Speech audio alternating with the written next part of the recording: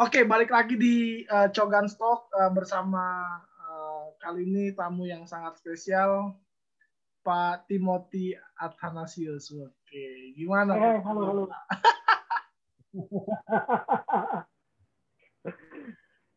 Kayaknya menanyakan kabar di era pandemi ini bukan sekedar basa-basi ya, jadi kayak bener nanya kabar gitu. Ya, betul. Dan sehat-sehat semua di tengah-tengah pandemi ini. Saya tinggal di daerah Cengkareng Timur. Dan Cengkareng Timur itu salah satu zona yang paling wow di Jakarta ini. Ya. Dan Jakarta Selatan juga menjadi zona yang sangat wow juga seperti itu. Iya, betul. Nah, ini kan Bapak sebagai kepala sekolah, bagaimana kemudian aktivitas belajar mengajar, Pak, ketika pandemi seperti ini? Semuanya tentunya kalau sekolah sih kita masih PDR ya, PJJ, pembelajaran jarak jauh, belajar di rumah sesuai dengan ketentuan. Saya adalah kepala sekolah dasar di sekolah Cinta Kasih Seci gitu ya, yang bernaung di bawah Yayasan Buddha Suci Indonesia. Kami tetap berprinsip pada prinsip yayasan bahwa nyawa seseorang itu adalah hal yang paling berharga. Jadi kalau orang sakit aja kita coba tolong agar bisa sembuh, nggak mungkin kita buka sekolah dengan membuat resiko pada orang yang sehat agar jadi sakit gitu ya. Oh wow, menarik. Lalu gimana Pak? Maksudnya dengan pandemi kayak gini kan hari ini kan tepatnya bukan hari ini, besok kita akan merayakan Imlek nih atau tahun baru atau Chinese New Year seperti itu. Kan berbeda nih pandemi ini membuat acara ini menjadi offline menjadi online seperti itu. Iya. Berbeda dengan tahun-tahun sebelumnya, gitu ya, bahwa setiap tahun di Seci, gitu ya, Seci Indonesia, setiap tahun itu pasti kami memiliki yang kita sebut pemberkahan awal tahun. Pemberkahan awal tahun itu dihitung di tahun Imlek, bukan di Januari. Dan biasanya itu ada acara besar, ada pertunjukan, doa untuk berkah tahun depan, gitu ya, untuk doa bersama gitu. Tapi dan itu melibatkan nggak cuma relawan-relawan suci yang tempat gitu ya, yang ada tapi juga terbuka buat umum. Namun demikian tahun ini nggak bisa diadakan tuh tahun ini, jadi boleh dikatakan sama sekali tidak dilakukan. Kami bahkan menghimbau agar orang tetap di rumah saja. Kalau perlu mau selamat ulang tahun mendingan bikin video gitu, pakein barcode BCA kali ya gitu ya. Angpaunya aja ya.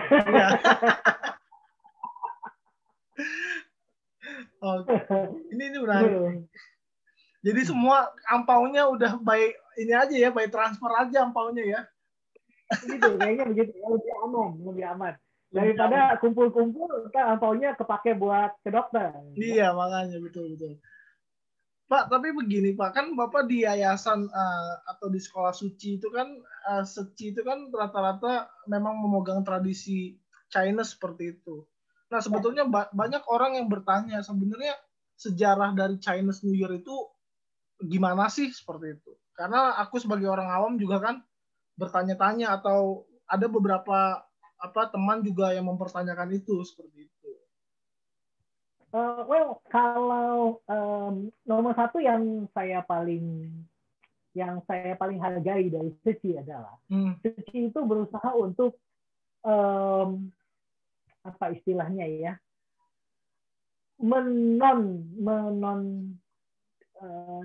apa ya, demitologi, pokoknya membuat agar mitologi itu kita tiadakan gitu. Kita lebih melihat kepada apa yang real gitu ya. Kalau misalnya kita melihat pada mitologinya, orang Chinese itu bilang bahwa zaman dahulu kala itu ada binatang buas lah, namanya Nian.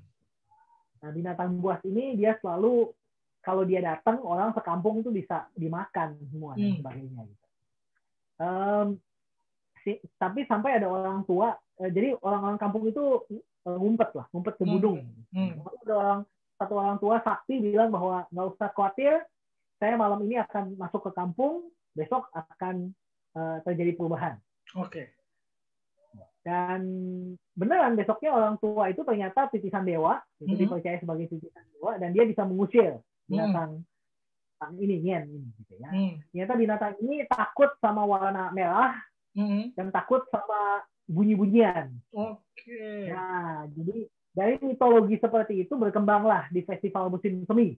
Soalnya ini kan tahun baru ini kan menyambut musim semi. Nah, makanya identik dengan warna merah, dengan kiriman jeruk misalnya gitu, karena jeruk menandakan bahwa ada sesuatu yang ini loh harapannya ke depan gitu kan. Lalu apalagi misalnya bunyi-bunyian petasan, bambu yang pok gitu kan. Dan sepanjang sejarah kerajaan-kerajaan, dinasti-dinasti di Cina tentunya mulai berkembang. Ditambahin mulai ada acara, misalnya ada acara yang tadinya hanya acara syukuran sembahyang, sekarang menjadi acara, ada tarian naga, liong, barongsai dan sebagainya. Sampai hari ini mereka pun main di mall gitu kan ya. Sampai tahun lalu lah. Iya, tahun ini kan udah enggak. Oke. Ini menarik Pak, tentang sejarahnya. Lalu kemudian tradisi itu diteruskan secara turun temurun melalui lisan dan tulisan berarti ya? Bisa dikatakan demikian, terutama secara tradisi ya gitu ya. Pastinya secara lisan dan tulisan, orang-orang China sendiri kan sudah mengenal tulisan itu jauh sebelum tahun Masehi ya. Gitu ya. Namun demikian pasti di setiap tempat mungkin tradisinya mungkin berbeda. Sembayangnya mungkin sama, tapi tradisinya berbeda. Tapi semua juga kebanyakan penuh dengan mitos gitu ya. Yang menarik dari Suci adalah ketika kami berusaha untuk meniadakan mitos itu, menghilangkan mitos itu, dan mengambil maknanya yang penting buat kehidupan hari ini.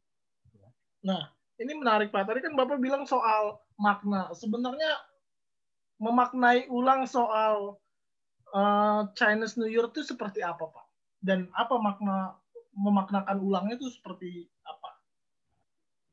Kalau tahun ini Master masih membuat, Master Cheng Yen sebagai penemu foundernya Suci gitu ya.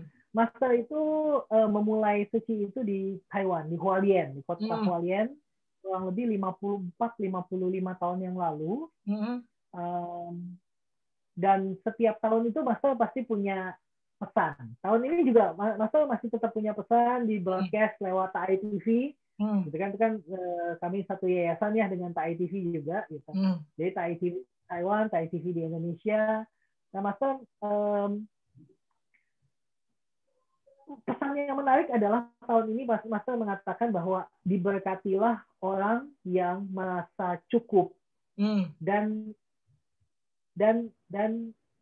kayalah seseorang yang mau memberi. Gitu ya, gitu. Jadi dua poin itu menurut saya sangat bagus sekali gitu ya. Jadi Master mengatakan diberkatilah orang yang merasa cukup dan kayalah dia yang mau memberi. Karena kebanyakan orang kan sebenarnya nggak mau memberi. Ya, saya bahkan menerima. Saya bahkan berpikir, kadang-kadang saya berpikir gini.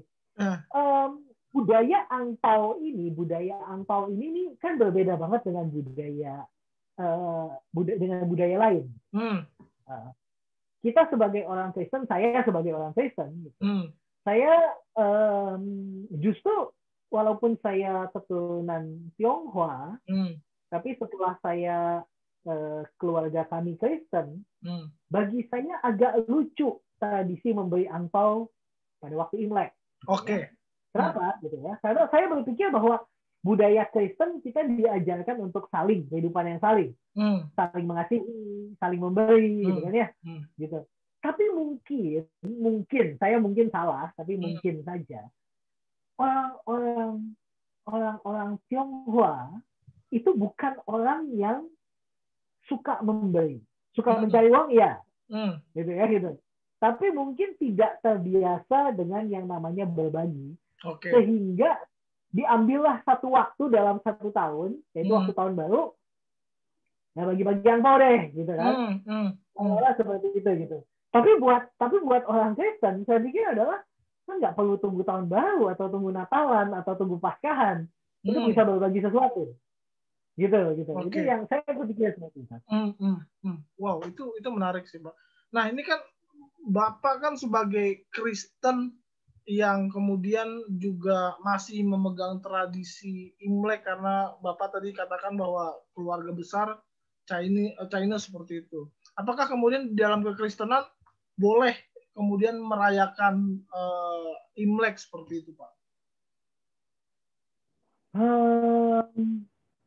Saya bilang iya atau saya bilang tidak, pasti akan ada aja yang protes ya, gitu ya, gitu kan, gitu. Itu selalu seperti itulah, gitu ya.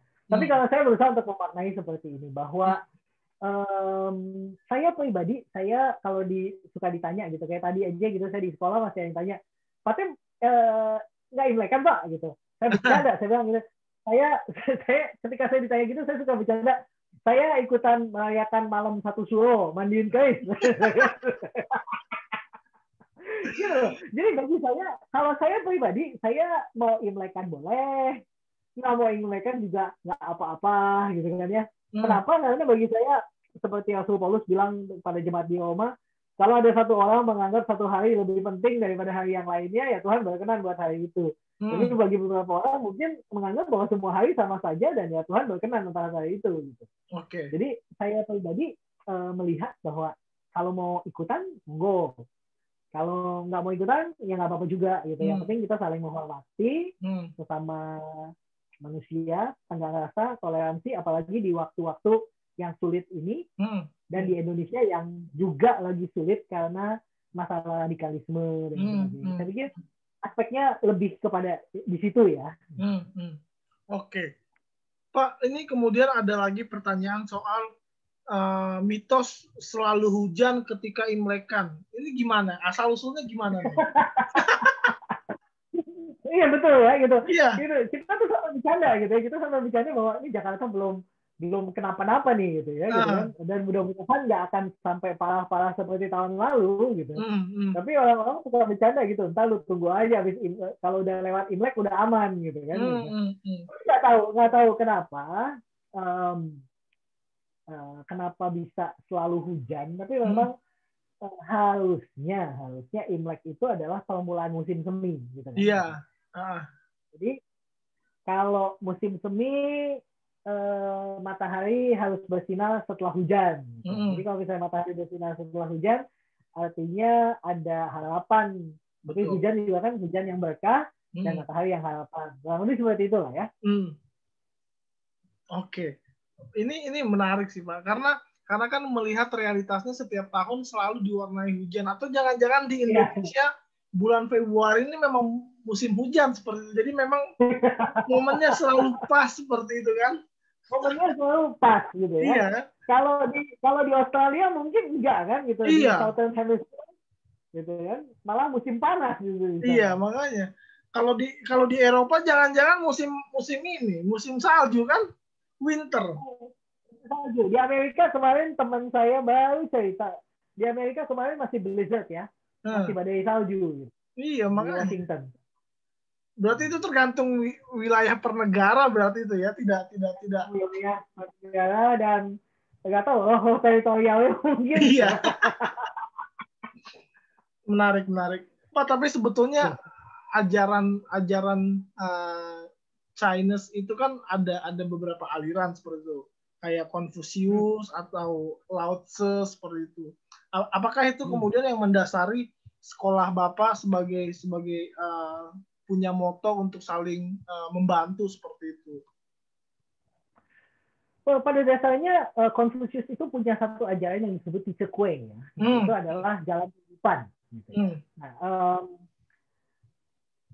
orang Chinese itu percaya bahwa ada mazhabnya, ada ajaran dan ada mazhabnya. Confucius adalah seorang yang mengajarkan agama Cina kuno lah ya, kepercayaan leluhur kuno. Sedangkan kalau Cixi adalah yayasan Buddha, ya. Dan Cixi adalah satu yayasan Buddha Mahayana. Kalau Buddha Mahayana kan adalah kendaraan besar ya, dianggap bahwa kita berusaha untuk merangkul semua. Kita memiliki satu mazhab, ya udah mazhab Cixi ini gitu, tentang bagaimana mazhab Cixi mengajarkan budaya humanis. Kita menyebutnya budaya humanis. Nah, Renwen dalam bahasa Mandarinnya tuh Renwen, budaya manusia. Budaya manusia. Master itu selalu mengajarkan untuk memanusiakan manusia. Wow. Contohnya. Tapi juga memanusiakan manusia ini tentunya perlu dilihat sesuai konteks di mana manusia itu berada. Contoh yang paling gampang, ketika relawan-relawan Indonesia pergi ke Taiwan, di Taiwan itu orang Cixi memiliki kebiasaan mandi 1 hari 1 kali. Yaitu malam sebelum tidur. Kalau pagi orang mandi, mereka cuci muka, mereka sikat gigi, mereka mulai aktivitas. Nah, kalau buat orang Indonesia yang mandi bisa sehari 2 kali 3 kali, betul. Kita pikir bahwa apa humanisnya kayak gitu kan? Apa hebatnya kayak gitu kan? Tapi harus dibandingkan dengan budaya Cina daratan. Orang-orang Cina daratan itu yang bisa menghabiskan waktu bahkan berbulan-bulan nggak mandi. Gokil. Gitu kan? Itu ada yang kayak gitu di daerah utara, ada satu kota namanya Harbin. Kota Harbin itu adalah kota yang sangat dingin. Jadi orang tuh bisa berbulan-bulan dia nggak mandi. Tapi saya pernah punya rekan guru yang datang dari kota itu, jadi orang China dari Harbin datang ke Indonesia. Karena dia terbiasa dengan tidak mandi di sana, di sini pun dia nggak mandi. Gokil.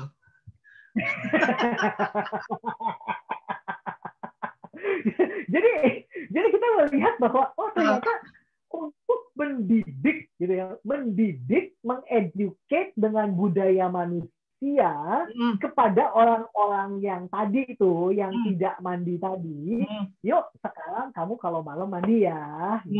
Seolah-olah kan begitu, gitu. Ada satu bentuk pendidikan di situ. Iya. Gitu.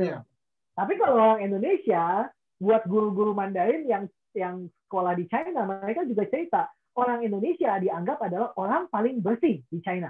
Gokil. Karena orang Indonesia adalah anak-anak Indonesia yang sekolah di sana adalah orang-orang yang mandinya paling sering, gitu. Padahal kalau di negeri kita sendiri kan kayaknya nggak terlalu bersih-bersih banget kan, gitu. Kita mandi pagi nih gitu kan. Pulang kantor dalam keadaan normal kita mandi. Kalau pandemi mungkin kita mandi bisa lebih sering gitu kan. Keluar dan kalau kita parno kita pulang kita mandi lagi gitu kan. Nah, tapi kan kita normalnya gitu. Pagi kita mandi, pulang kita mandi, siang mungkin kita pulang kantor kita mandi, terus kita pergi main futsal, mungkin pulang kita mandi lagi kan gitu. Gitu. Gitu. Karena kita pikir itu udah terbiasa. Nah, tadi kan Bapak mengatakan ini jadi diskusi kita jadi panjang lebar, seru dan asik. Tadi mengatakan bahwa sekolah Bapak kan yayasan Buddha nih. Sedikit dong Pak share tentang ajaran Buddha nih. Master itu selalu mengajarkan tentang bahwa sutra makna tanpa batas yang Master selalu utarakan namanya Uliang Icing. Uliang Icing ini sutra makna tanpa batas. Master percaya bahwa setiap ajaran agama-agama itu selalu menginginkan adanya sesuatu yang baik, gitu ya. Buddha membabarkan dharma agar manusia bisa mencapai kehidupan yang lebih baik, memiliki karma yang lebih baik, gitu ya. Kami percaya bahwa setiap orang yang mengambil jalan dharma adalah seorang bodhisattva. kan? Adalah seorang bodhisattva, adalah seorang calon Buddha, seperti itu. Sehingga hidup kami itu dituntun, didorong untuk mengumpulkan karma baik itu dengan apa yang kami pikirkan, katakan, dan lakukan. Namun yang paling menarik dari ajaran Master Cheng Yen menurut saya adalah tentang apa yang Master selalu ajarkan tentang Chen San Mei. Chen San Mei itu adalah prinsipnya Seci tentang kebenaran, kebajikan, dan keindahan. Oke. Ya. Dan kalau dalam dunianya STT Jakarta itu menjadi teologi konstruktif kan? Iya. Bayangkan ketika di abad 21 teolog-teolog Protestan mulai berbicara tentang apa yang benar, bajik, dan indah. Tapi Master Cheng Yen berbicara ini sudah 50 tahun yang lalu gitu. Saya berpikir bahwa ini bakal hebat sekali loh perenungannya loh. Sampai bisa mengajarkan hal itu. Iya. Ini menarik sih tentang keindahan, tentang beauty itu seperti apa. Wow. Lalu Pak, 4 jalan kebenaran ini seperti apa Pak? Penasaran saya. Mungkin diceritakan sedikit tentang 4 jalan kebenaran. Saya pribadi, saya nggak menghafalkan Dharma gitu ya. Saya cuma tahu kulitnya aja. Gitu. Bahkan mereka gitu ya. Saya bertemu dengan biarawati dari Hualien, dari Taiwan. Mereka dengan rombongan datang dari Hualien ke Indonesia. Master Cheng Yen sendiri tidak pernah meninggalkan Taiwan. Oke. Master seumur hidupnya tidak pernah meninggalkan Taiwan, tapi cinta kasihnya bisa dirasakan di seluruh dunia. Oke. Seci memiliki 58 kantor cabang di seluruh dunia. Seci memiliki relawan kurang lebih 10 juta orang di seluruh dunia. Celengan bambu kami itu di Indonesia saja itu tersebar sekitar 1,4 juta celengan bambu. Yang artinya ada begitu banyak orang yang ikut bersumbangsi, gitu ya. Dan itu saya pikir kalau bukan karya Tuhan, karya Allah Tritunggal, nggak mungkin loh seperti itu. Kenapa? Karena bayangkan kalau kita baca James Allen Francis gitu ya tentang One Solitary Life, bahwa si Yesus Kristus ini orang yang memiliki satu kehidupan yang sunyi, itu bisa memberikan dampak begitu banyak dalam kehidupan sepanjang sejarah manusia. Gitu kan? Nah, Master Cheng Yen itu nggak pernah keluar dari Taiwan seumur hidupnya. Gitu. Nah, tapi biarawati itu suka datang, gitu kan. Satu hari mereka datang ke Indonesia dan rombongannya itu tanya, gitu kan. Rombongannya ngomong koi sama saya. Saya nggak bisa ngomong koi. Saya cuma tahu, puhui cang koi. Artinya saya nggak bisa ngomong koi. Okay. Jadi dia ngomong, jadi saya ngomong gitu kan. Terus dia tanya, terus dia ngomong bahasa Inggris. Saya ngomong bahasa Inggris. Terus dia tanya, kamu berbahasa Inggris dengan sangat baik ya. Kamu dulu sekolahnya apa? Saya kaget juga waktu ditanya gitu. Saya bilang Christian education, gitu. Bukan itu buat menjadi ini, katanya bukannya itu buat jadi pendeta. Gitu. Saya bilang, ya saya ditahbiskan sebagai pendeta pada waktu tahun 2005. Saya bilang gitu. Terus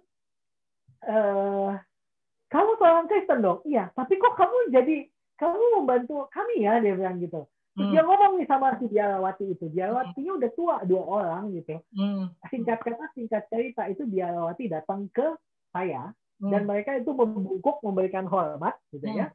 Itu dan bilang bahwa intinya adalah pembicaraan itu adalah saya mengucapkan rasa syukur, kanen gitu. Itu adalah bahasa orang suci, syukur, kanen, grateful. Karena kamu sebagai seorang pengikut Kristus, tapi kamu mau ya membantu Master untuk menyuarakan ajaran Master, gitu kan? Gitu. Menyuarakan ajaran Master Cheng Yen. Dan dia bilang kayak kamu mesti belajar bahasa Mandarin, dia gitu. Biar nanti kamu kalau ketemu Master, kamu bisa cerita sendiri, dia bilang gitu. Dan itu menurut saya adalah satu hal yang sangat sangat mengharukan gitu ketika hal itu terjadi. Saya pribadi, saya nggak terlalu tahu tentang masalah 4 jalan dan 8 jalan untuk mencapai nirwana. Ya. Yang saya tahu adalah bahwa kita diajarkan orang-orang Buddha itu belajar untuk berpikir benar, berkata benar, motif yang benar, gitu. Hal-hal seperti itu, berbuat, bertindak, berbicara, gitu. Memang tidak bisa dilepaskan dari prinsip karma itu sendiri. Ya, jadi tujuan utamanya bukanlah kepada surga, karena konsepnya kan pasti bukan surga, tapi paranibbana, satu final release, di mana kita dari tiada dan kita selama ini masih ada, seolah-olah mereka percaya ada siklus samsara, kehidupan, mati, hidup lagi, reinkarnasi, sampai satu hari nanti kita ada final release di mana kita menjadi tiada. Oke, menarik. Pak, tapi Imlek, balik lagi ke Imlek, Pak. Imlek ini kan bukan hanya dirayakan oleh orang yang beragama Buddha. Kalau misalnya seandainya dia Chinese Kristen, apakah bisa tuh? Ataupun dia agama lain, apa yang penting dia ada keturunan Chinese, bisa nggak merayakan itu? Saya pikir sekarang ini udah menjadi hari rayanya semua orang ya, gitu kan. Saya suka bercanda sama teman-teman saya bilang, tahu nggak yang nyiptain Natal, Imlek, Valentine, itu sebenarnya satu, saya bilang. Hallmark. Satu ya, gitu kan. Kartu Hallmark kan gitu. Zaman dulu, sekarang kita udah nggak beli kartu ucapan. Dulu kan kita beli kartu ucapan. Kalau Hallmark tuh mahal banget gitu kan. Mau Natalan pakai Hallmark, tahun baruan Hallmark, Valentine Hallmark. Gitu. Betul. Jadi seolah-olah sekarang semua sudah menjadi satu sistem kapitalis. Orang-orang Chinese dulu, kalau saya ingat saya kecil, kita makan keluarga gitu kan, makan keluarga di rumah kakek gitu, orang anak cucu datang semua. Hari ini saya pikir orang Chinese lebih memilih untuk makan di restoran, udah nggak ada lagi yang makan keluarga di rumah. Mungkin lebih kepada sekalian jalan-jalan kah, rekreasi, nggak perlu cuci piring gitu kan ya. Jadi lebih kepada hal-hal itu ya. Oke, ini menarik sih, Pak. Nah, Imlek buat Bapak sendiri apa? Kan sebagai kepala sekolah nih, dan yang setiap tahunnya merayakan Imlek seperti itu. Saya pribadi, saya selalu menganggap bahwa saya adalah orang Indonesia. Kalau orang tanya, tapi Pak Tim kan keturunan Chinese, Pak. Saya bilang, iyalah iyalah. Saya kalau dibilang itu ya saya ya udah ya. Gitu. Kalau dibilang, tapi Pak Tim matanya belok nggak kayak Chinese, gitu kan? Gitu. Iya, yang nggak apa-apa juga, gitu kan? Saya bilang gitu. Tapi yang menarik nih ya, menurut saya adalah sekolah kami adalah sekolah misi. Yayasan Buddha Suci Indonesia itu memiliki 2 sekolah saat ini. Satu di Sekolah Cinta Kasih di tempat saya melayani. Ini adalah sekolah misi. Sekolah kami itu awalnya dibuka untuk masyarakat yang direlokasi dari bantaran Kali Angke pada tahun 2002. Jadi sekolah kami itu melayani, klien utama kami adalah anak-anak yang underprivileged, kaum marginal, yang datang dari keluarga yang tidak berpendidikan, tidak bertata krama, anak cucu mereka itu kami didik. Gitu. Itu klien utama kami. Gitu ya. Kalau guru-guru yang dari pertama kali dari tahun 2003 yang mengajar itu cerita, dia bilang, waduh Pak, waktu tahun 2003 Pak, itu anak-anak itu kalau sekarang ada acara makan bersama, dulu tuh minum obat bersama Pak, karena banyak yang TBC. Tuh, anak yang rambutnya kutuan dan itu guru yang mesti masin dengan obat kutu gitu. Orang tua yang kalau diundang datang ke sekolah itu nggak pakai sendal, cuma pakai handuk doang, gitu, telanjang dada cuma pakai handuk doang, gitu kan? Gitu kan? Gitu. Jadi itu adalah klien utama kami pada waktu itu. Sampai dengan hari ini sih, mungkin sekarang udah lebih beradab lah ya, gitu kan? Gitu, sedikit banyak kehidupan sudah lebih beradab. Namun demikian itu adalah realita kami. Nomor satu. Yang kedua adalah orang-orang Chinese di sekitar kami. Nah, orang-orang Chinese di sekitar kami pun banyak yang uneducated. Jadi benar-benar sekolah kami itu sekolah yang sangat menyentuh kepada masyarakat. Suci selalu mengatakan dirinya, kami bukan sekolah swasta, kami sekolah masyarakat. Gitu ya. Jadi karena kami ada karena masyarakat dan kami ada untuk melayani masyarakat. Nah, satu lagi adalah Suci School, sekolah internasional kami yang di PIK. Nah, sekolah internasional kami yang di PIK itu tentunya kliennya adalah ya orang yang bukan orang kaum marginal lah ya. Kita yang pernah mengajar di sekolah internasional pasti tahu bagaimana sekolah internasional itu dijalankan. Tapi saya bersyukur. Makanya kita jadi kenal ya bro, karena dulu saya juga mengajar di Mentari gitu kan pada tahun 2009 sampai tahun 2011 2008 sampai 2011 kalau saya nggak tiga tahun ajaran saya ajar di Bintaro. Mentari mana? Bintaro. Wow. Saya ajar dulu kan juga agama Kristen di sana. Nah, tapi peralihannya dari sekolah internasional ke sekolah misi ini tentunya itu cukup shocking gitu kan. Tapi tapi itu memberikan nuansa yang berbeda gitu, nuansa yang berbeda di mana ada satu hal yang saya lihat tentang orang-orang Chinese yang benar-benar Chinese yang mohon maaf yang tidak berpendidikan, Chinese yang berbicaranya sangat kasar, Chinese yang benar-benar ada di pinggiran gitu, dan itu klien kami. Nah, guru-guru kami itu 60% Muslim, sebagian besar berhijab, gitu kan? Jadi saya setiap hari berurusan dengan siswa dan guru dan orang tua murid seperti itu. Satu hari ada guru dengan hijab, dia tanya gini, Fatim, saya mau tanya nih sebenarnya nih. Kenapa Bu? Saya tuh kadang suka bingung deh, dia bilang saya. Kalau ngomong sama Fatim gitu kan, Fatim kan orangnya kalau ngomong lembut, memikirkan kata-kata untuk tidak menyakiti orang lain sebisa mungkin. Fatim itu nggak pernah yang namanya marah atau apa gitu. Tapi kalau saya lihat Pak, orang tua murid itu yang orang-orang Cino itu, gitu kan, orang Chinese itu kan nggak beraturan, itu kan yang ngomongnya nggak beraturan, teriak-teriak, marah-marah dan sebagainya gitu. Kok Fatim nggak kayak gitu sih? Gitu kan? Nah, terus saya mikir gini, waktu itu saya mikir gini, Bu, menurut saya ya Bu ya, orang Cina yang seperti saya, yang sekolah, dan yang ngomongnya cukup mungkin mesti mikir-mikir gitu agar nggak menyakiti orang lain. Gitu. Itu udah kehilangan kecinaannya, Bu. Itu yang asli itu yang kayak gitu. Iya. Gitu sih, lebih seperti itu ya, gitu saya pikir. Oke. Ini menarik. Pak, mungkin closing statement kita sudah ngobrol 40 menit lebih. Harapannya ke depan buat Indonesia seperti itu dengan pandemi yang hampir 1 tahun anak-anak kita, anak-anak didik diperhadapkan dengan situasi yang tidak memungkinkan, bahkan kalau bisa dibilang dunia mainnya kerenggut seperti itu. Apa harapannya Pak?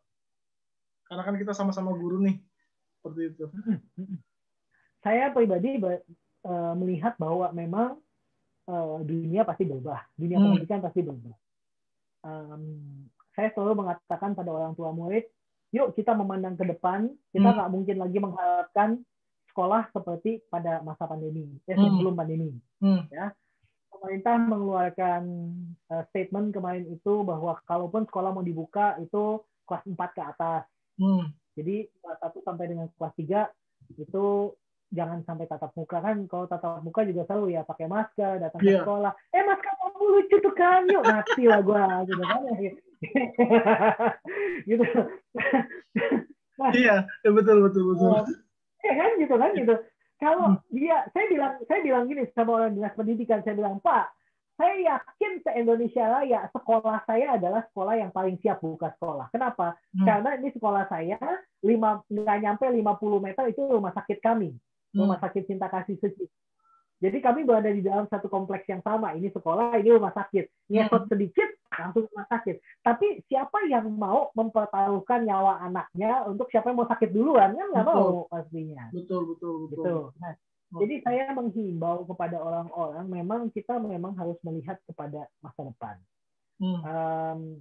Saya sendiri kemarin mengambil kelas sama kelas lah ya. Sama kelas, saya ikut kelasnya Profesor Richard Elmore di Harvard untuk bagian education and leadership. Dia kasih lihat bahwa memang in the end kita pasti berubah. Pendidikan berubah lagi dari sistem yang hierarchical gitu ya, dari sistem yang hierarki kepada sistem yang lebih terbuka, tentang sistem yang dimana anak-anak didorong untuk belajar secara aktif, didorong untuk melihat bahwa pembelajaran itu berbeda semuanya. Gitu. Jadi memang kami mengharapkan dukungan orang tua. Banyak orang tua yang dalam tanda kutip merasa rugi karena udah bayar, jadi pengennya nggak mau tahu, gue pokoknya anak gue Zoom aja, gitu kan? Tongkrongin deh gurunya gitu. Padahal hanya dengan ditongkrongin Zoom aja itu nggak membawa kemana-mana loh. Gitu. Karena pedagogiknya nggak seperti itu. Pedagogiknya adalah di mana orang tua yang di rumah yang perlu adalah ditongkrongin, kok nggak perlu diajarin banget, ditongkrongin gitu. Nah, tapi kembali lagi kalau sekolah kami yang masyarakat marginal, Zoom tiap hari itu nggak bakalan bisa gitu kan. Siapa yang mau bayar? Gitu kan? Lalu di sini bottom line-nya itu bukan masalah gadget. Ada yang nggak punya gadget, ada sekolah kita berusaha untuk mencari gadget. Ada yang mau nyumbang gadget lama, ayo sumbang gadget lama, kan?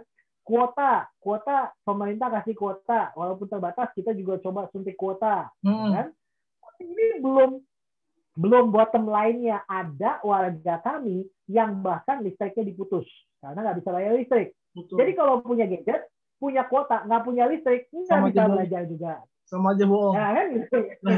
Jadi saya ngobrol sama Pak Ustadz, gitu ya, Pak Ustadz, wakil kepala sekolah saya seorang Ustadz. Saya bilang, Pak Ustadz, itu anak itu boleh nggak kalau nge-charge handphone di masjid? Iya, bilang aja sama orang tuanya, charge handphone di masjid. Gitu, kan, gitu. Jadi kita berusaha untuk mencari solusi yang baik. Oke. Jadi dunia pasti berubah lah. Gitu, ya. Pesannya itu, harapannya adalah yuk dukung guru-gurunya. Kasihan guru-gurunya kalau cuma dikomplain doang. Oke, wow, ini menarik Pak. Wow, keren. Diskusinya jadi ke arah pendidikan. Kapan-kapan kita bikin part 2 soal pendidikan, Pak. Boleh. Oke, Pak, ini saya stop record dulu ya. Dan terima kasih sudah mau ngobrol sama Thank you, Kang En. Oke.